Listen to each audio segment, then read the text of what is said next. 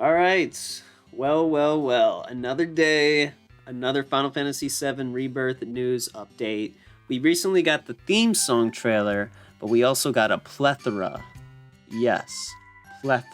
of other details regarding locations, characters, and a bunch of other stuff. So let's discuss and give some thoughts on what the fuck is going on with the upcoming title, Final Fantasy VII Rebirth. First, I want to discuss the theme song for Final Fantasy VII Rebirth, titled No Promises to Keep. We all heard it live, and I've listened to it since, and wow. It's quite impressive to say the least. It's written by the legend Noburo himself.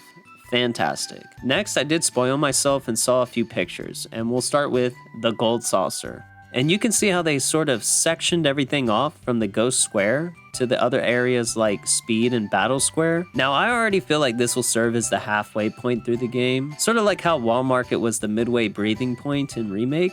This will act as the same. And it looks like we got a lot to explore and a lot to do. The most important thing will be the date scene at the Gold Saucer. And it seems to be confirmed by these screenshots that Cloud's interactions with the other party members will determine that date scene. I am most certainly going for Aerith, of course. Team Aerith until I die, or until she dies. But seriously, how can we say no to her? I'd climb the clock tower with you, Aerith, any day. Next, we gotta look at the Coral Prison, and it looks very detailed and stays true to the original. I just hope the music in this area is like the original. I loved Remake, but I feel like in the original, it did a much better job at making each area's atmosphere feel much different, and the music heavily influenced that. We gotta look at some new characters, well, familiar faces, with Vincent, and he honestly looks exactly how I pictured him to look. Doesn't get much more accurate than that, and I cannot wait for him to join the crew. Next is Sid, and for some reason, this just does not quite feel right.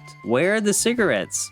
Where is his spear? This is just not how I picture Sid. So I cannot wait to see more of him, and he better pick up some Winstons. Sid, you better pick up some Winstons ASAP. We also saw Dyne. If you do not know who Dyne is, well, go play the original game now. I'll only say this is Barrett's close friend, and he looks and sounds more fucked up than I remembered. Dio, on the other hand, just looks ridiculous. I mean, Cloud's arms compared to his. What the fuck? His biceps is thicker than Cloud's torso. I guess when you look like that, you can wear a fucking cape if you want to. Who cares? The other new characters I'll leave to the side for now, but I do want to talk about Biggs. What the hell is going on with Biggs? And why is his hair so dark? Biggs is apparently the last surviving member of Avalanche. So everyone died but him in this timeline, or the alternate universe. And since everyone has died, Biggs is out to get his revenge. However, we did see Cloud and Aerith unconscious in this shot, and this is Biggs' reality, where he survived. This is the reality that Biggs is still alive, since Zack is in this shot as well. Now, spoilers of the original.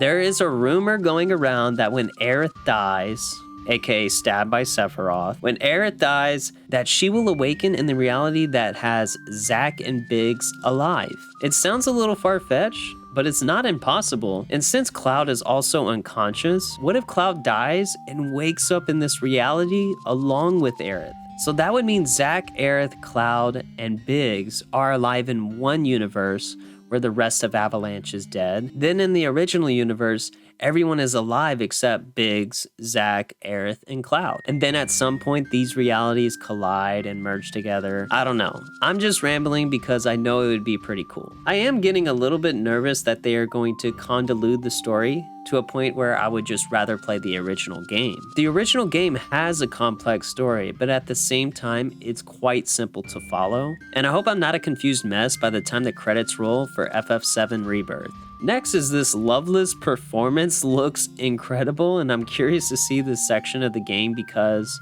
here's Jessie. But before I could get too excited, I realized the description of this picture includes that this is the latest VR technology. So since Jessie used to be a dancer at the Gold Saucer, this could very well just be VR. Sad. Does anyone know who the fuck this is? And I finally realized they're all dressed up for the Ghost Square. That's Barrett's. That has to be Barrett's. At the Ghost Square, right? Maybe. Here's Bugenhagen looking good with the shades and the drip. Cannot wait to visit Cosmo Canyon and get the real backstory on Red 13. Here's Marlene, and she knows more than she tells. I'm all for this Aerith Cloud love scene. Please, more of this. The ladies are looking lovely, and so is this game. I am getting anxious about this game. It's right around the corner.